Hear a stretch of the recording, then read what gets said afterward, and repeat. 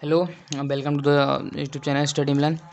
देखिए, हमने आपको उस दिन लास्ट वीडियो में आपको कराया था कि थर्मोडायनामिक सिस्टम के बारे में मैंने आपको बताया था कि ऐसा सिस्टम जिसके प्रेशर पी, वॉल्यूम बी और temperature T and entropy S में चेंज किया जा सके। मैंने उस दिन नहीं किया गया था, मतलब मिस्टेक हो गया था, मैं नहीं बोला था, तो नहीं की जगह पर नहीं काट देना, किया जा सके थर्मोडायनेमिकल सिस्टम कहलाता है। और पीवीटीएस उस सिस्टम के थर्मोडायनेमिकल वेरिएबल मतलब परिवर्तनशील कहलाते हैं। ये आपको कर देना है, ठीक है। और आगे बात कर ठीक है, अब उससे आगे बात करते हैं। और बाकी का मैंने आपको फर्स्ट वीडियो में करा था है, अगर आपने वो नहीं देखी तो पहले आप जाकर वो देखिए। अब मैं बात करता हूँ इंडिकेटर डायग्राम की। देखिए, इंडिकेटर डायग्राम क्या चीज़ होती है, पहले आप इसकी परिभाषा समझिए, फिर मैं आपको बता दूँ कि क्या चीज़ होती है। देखिए, इंडिकेटर डायग्राम में आपको दो प्रूविंग करने होंगे, work done bye and on the system. ठीक है, किसी थर्मोडायनामिक सिस्टम में होते हुए ऑपरेशन मतलब जो चीज़ होती है, मान लीजिए वर्क होता है में प्रेशर पी, वॉल्यूम बी के बीच ड्रॉ किए गए, मतलब प्रेशर पी, थर्मोडायनामिक सिस्टम में प्रेशर पी और वॉल्यूम बी के बीच ड्रॉ किए गए ग्राफ को इंडिकेटर डायग्राम कहते हैं, जिसका यूज किसी इंजन द्वारा किए गए वर्क या इंजन की पावर को कैलकुलेट करने में किया जाता है। ठीक है, बात को समझिए। प्रेशर पी और वॉल्यूम बी, इसका यूज किसी इंजन द्वारा किए गए वर्क या इंजन की पावर को कैलकुलेट करने में किया जाता है। कैसे किया जाता है वो आपको मैं आगे बताऊंगा। फिलहाल आप ये समझिए कि इंडिकेटर डायग्राम क्या चीज़ होती है। इंडिकेटर डायग्राम होता है कि प्रेशर पी और वॉल्यूम बी, मतलब थर्मोडायनामिकल सिस्टम में प्रेशर पी और वॉल्यूम बी के बीच जो हमारा ग्राफ खिंचता है उसे हम पीवी डायग्राम कहते हैं। ठीक है, या इंडिकेटर डायग्राम कहते हैं, दोनों उसी को कहते हैं। ठीक है, अब वर्क डन बाई एंड और ऑन द सिस्टम ये आप समझिए। ठीक है,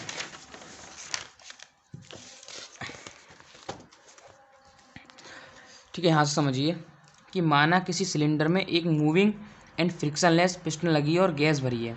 कि मानो कि सिलेंडर है, मान लीजिए ये सिलेंडर है, ठीक है, इसमें गैस भरी हुई है और इसमें एक पिस्टन लगी हुई है इस टाइप से, मूविंग लेस मतलब घर्षण है इसमें, एक वजह से हमने ये पकड़ ली तो ये रुकी हुई है, मतलब ये नहीं कि ऊपर नीचे हो रही है, मैं इसको ऊपर नीचे कर रहा हूँ, ऊपर नीचे हो रही है। ठीक है, इसमें एक पिस्टन लगी हुई है और घर्षण रहित है और इसमें गैस भरी हुई है। माना गैस का pressure P, volume B and piston का अनुप्रस्थ क्षेत्रफल, मतलब जो आपकी जो पिस्टन है उसका क्षेत्रफल, मतलब जो इसका एरिया है वो हमने ए है, मतलब पूरा होल एरिया है। अनुप्रस्थ क्षेत्रफल आपका जो होता है वो ए है। ठीक है, ये हमने आपको नॉर्मल सी जो इंट्रोडक्शन की बात लिखते हैं वो हमने लिख दी। माना गैस को स्लोली एक्सपेंड करके पिस्टन को उठाया जाता है।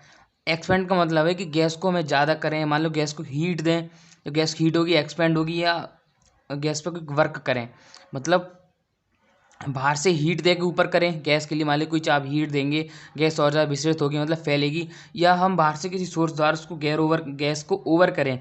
ठीक है, तो माना गैस को स्लोली एक्सपेंड करके, मतलब ज़्यादा करके पिस्टन को उठाया जाता है। उस स्थिति में work done by the system, मान लीजिए हमने बाहर से सोर्स से कोई चीज़ दी उसको और पिस्टन को ऊपर उठाया, तो नॉर्मल सी बात है work done by the system, मतलब हमने सिस्टम पर ही तो वर्क किया है अभी। ठीक है, पिस्टन का कोई वर्क नहीं थी इसमें, तो ये आपका सिस्टम वर्क हो गया, अनवायदा हो गया। ठीक है, यहाँ पर मानेंगे कि माना piston small distance D x से विस्थापित होती है। ठीक है, हम ये थोड़ा सा डेरिवेशन टाइप सॉल्व करते हैं कि माना piston small distance x D S से विस्थापित होती है देन, और जो आपकी पीडीएफ फाइल है वो व्हाट्सएप से ले सकते हैं आप, और कॉन्टैक्ट नंबर मैं आपको उसमें दे दूँगा, और आप वैसे भी लिख लीजिए यहाँ पर 9411009110। ठीक है, ये कॉन्टैक्ट नंबर है, आप इस पर व्हाट्सएप करके मुझसे ले सकते हैं। ठीक है, work done by the system निम्नलिखित होगा।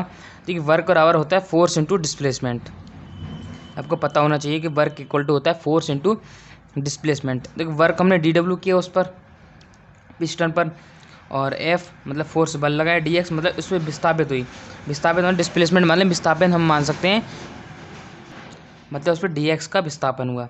तो डी डब्ल्यू बराबर F into D x, P बराबर होता है एफ अपॉन ए, आपको पता ही है, पी मतलब प्रेशर जब लगाएंगे तो फोर्स अपॉन एरिया, पी बराबर एफ अपॉन, ये आपका फॉर्मूला होता है। एफ बराबर पी, जब यहाँ से आप एफ की वैल्यू निकालेंगे तो आपका पी आ जाएगा, एफ की वैल्यू इसमें पुट कर दीजिए, डी डब्ल्यू बराबर P A into D x.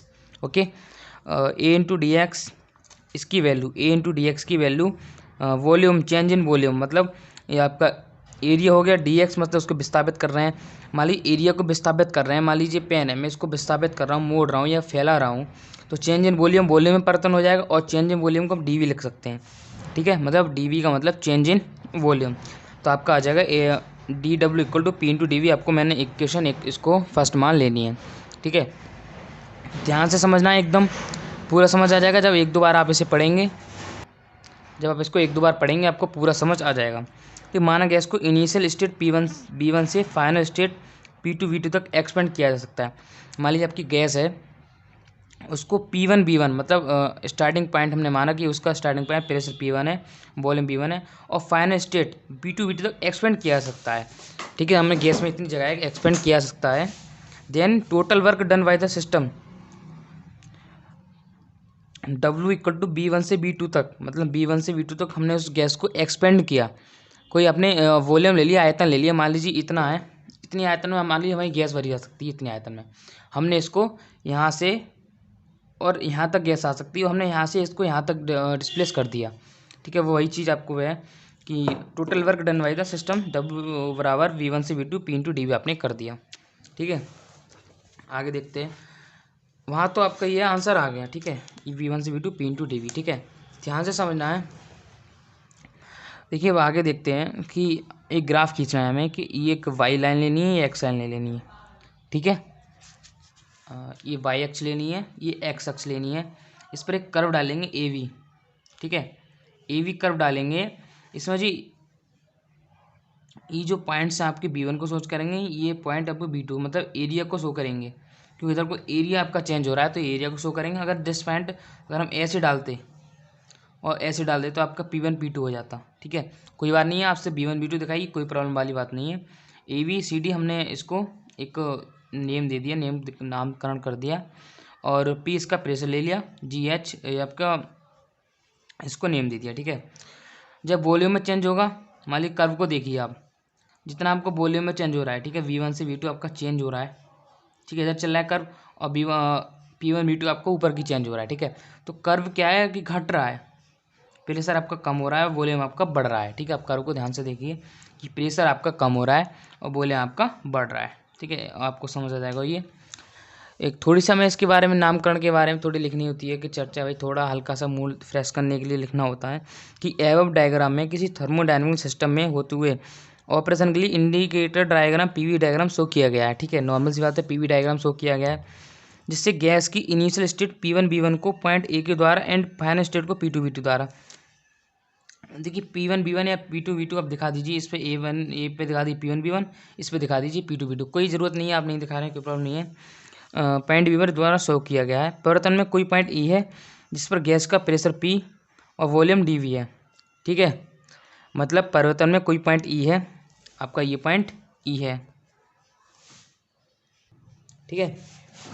मतलब परिवर्तन में हमने कोई एक पर्टिकुलर जगह मान ली कि इस जगह हमारा सबसे ज़्यादा परिवर्तन हुआ है, या इस जगह हमारा सबसे कम परिवर्तन हुआ है, या कोई भी जगह मान सकते हैं हम, कोई ज़रूरी नहीं है कि उसी जगह हम माने EF को, ठीक है। एक को नाम दे दिया हमने EF, आपकी स्क्रिप्ट ले ली, और GH इसका नाम, स्क्रिप्ट जो आप स्प्रिट आपकी जो ली है हमने इसका नाम दे दिया है EF GH, ठीक है।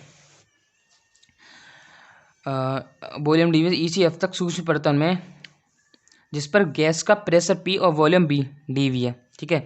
प्रेशर P मान लिया, वॉल्यूम DV, क्योंकि वॉल्यूम आपका चेंज हो रहा है, ठीक है। और E से F तक की सूक्ष्म परिवर्तन में वर्क डन DW बराबर P इंटू DV। सूक्ष्म परिवर्तन हमने जो आपका किया है, या जो आपकी रेखा ली है, स्क्रिप्ट ली है आपकी, E से F तक का सूक्ष्म परिवर्तन work done DW equal to P into DV है। शेडेड स्ट्रिप या छायांकित भाग इसको बोलते हैं, शेडेड स्ट्रिप द्वारा दिखाया गया है, ठीक है। वॉल्यूम एक्सिस पर सेंट्रल एरिया EF GH के इक्वल होगा, ठीक है। A से B तक के परिवर्तन में वर्क डन वॉल्यूम एक्सिस पर कवर्ड एरिया ABCDA के इक्वल होगा, ठीक है। A से B तक के परिवर्तन में वर्क डन, A से B तक का हमने वर्क किया है, देखिए इसमें समझिए आप, A से B तक का हमने वर्क किया है, ठीक है। एक्सिस पर कवर्ड एरिया ABCDA के इक्वल होगा। कवर्ड एरिया आपका ये है EF GH और ABCD, इसके इक्वल कैसे होगा, हम इसको पूरी को इंटीग्रेट कर देंगे। आपका होल निकालना है तो इसको इंटीग्रेट करेंगे तो वर्क डन डेल W या DW, कोई प्रॉब्लम नहीं है, लिख लीजिए। B1 से B2 P into DV equal to area ABCDA, ठीक है। तो यही आपका हो गया कि इस प्रकार PV डायग्राम या इंडिकेटर डायग्राम द्वारा किसी ऑपरेशन में वर्क डन को कैलकुलेट किया जाता है। किसी ऑपरेशन में वर्क डन हो रहा है कि कितना प्रेशर कम हो रहा है, V1 हो रहा है, वो इस फॉर्मूले द्वारा निकाला जाता है। तो आप जो ध्यान से समझें और आपको इतना समझ आएगा। और देखिए आगे बात करते हैं। ये छोटे से कुछ पॉइंट हैं जो आपको याद रखने हैं, नोट में आपको लिखने हैं जो पॉइंट, ठीक है, जो आपको मैं करा रहा हूँ और आपको ध्यान से कंसल्ट करके करना है, ठीक है। जब किसी सिस्टम को हीट दी जाती है तो डेल्टा क्यू पॉजिटिव, तो उसकी इंटरनल एनर्जी में इंक्रीजमेंट होता है, ठीक है। जब आप किसी चीज़ को हीट देंगे तो नॉर्मल सी बात है, तो उसकी इंटरनल एनर्जी, मतलब मान लीजिए हमने गैस को हीट दी, गैस का विसरण हुआ, उसकी इंक्रीजमेंट मतलब एनर्जी में इंक्रीजमेंट हो गया और उसने पिस्टन को ऊपर उठा दिया, ठीक है। तो आपकी बात ही हो गई। तो डेल्टा यू पॉजिटिव होता है और जब सिस्टम से एनर्जी ली जाती है तो इंटरनल एनर्जी में डिक्रीजमेंट होता है, नॉर्मल सी बात है, डेल्टा यू नेगेटिव होता है। आगे बात करते हैं सेकंड पॉइंट के लिए। हम देखते हैं जब पिस्टन को कंप्रेस या संपीड़ित, मतलब संपीड़ित मतलब नीचे लाया जाता है या दबाया जाता है, तो वॉल्यूम डिक्रीज होता है और वर्क डन ऑन सिस्टम कहलाता है। वॉल्यूम से मतलब वॉल्यूम डिक्रीज होगा या पिस्टन उसको नीचे ढकेलेगी तो नॉर्मल सी बात है कि वॉल्यूम डिक्रीज होगा। और work done on the system, मतलब उस टाइम हम work done by the system कर रहे थे। कब कर रहे थे? जब हमने बाहर से सोर्स को हीट देके गैस को एक्सपेंड किया था, जब वर्क डन बाय द हो रहा था। और अगर हम उससे ही वर्क कर रहे हैं या पिस्टन को नीचे दबा रहे हैं तो हमारा work done on the system हो गया, ठीक है। और यदि गैस को एक्सपेंड किया जाता है, समझिए नीचे इसमें दे गया है, तो वॉल्यूम में इंक्रीजमेंट होता है और work done by the system कहलाता है। थर्ड पॉइंट है यदि कोई ग्राफिकल लाइन प्रेशर एक्सिस के पैरेलल हो, यदि कोई ग्राफिकल लाइन प्रेशर एक्सिस के पैरेलल हो तो ग्राफिकल लाइन द्वारा कवर्ड एरिया 0 होगा। मान लीजिए इसकी ये लाइन है और इसके जस्ट पैरेलल हो जाए या जस्ट ऐसे पैरेलल हो जाए तो नॉर्मल सी बात है P कांस्टेंट रहेगा, इधर B कांस्टेंट रहेगा, तो वो नॉर्मल सी बात है कि आपका 0 हो जाएगी, स्क्रिप्ट आपकी 0 हो जाएगी। P कांस्टेंट रहे या V कांस्टेंट रहे। नो आगे समझते हैं। आगे की आपकी आइसोथर्मल प्रोसेस और एडियाबैटिक प्रोसेस, आपकी आइसोथर्मल, एडियाबैटिक एंड और दोनों के द्वारा किया गया कार्य, ये आपको मैं नेक्स्ट वीडियो में करवाऊंगा, ठीक है। इसमें इतना ही रहने देते हैं और शायद उसके नेक्स्ट वीडियो में आपका चैप्टर कंप्लीट हो जाएगा, ठीक है। बेसिक रूल्स में जिसके स्पेसिफिक हीट आपकी दे रखी है, ओके। उसके बाद हम नया चैप्टर स्टार्ट करेंगे। Thank you.